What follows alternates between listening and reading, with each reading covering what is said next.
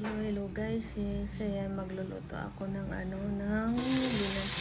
ginisang sitaw. Ayan, tapos hinaluan ko lang siya ng konting luncheon meat kasi may natitira pa ako dito. Kaya ayun, yan ang ulam namin for today.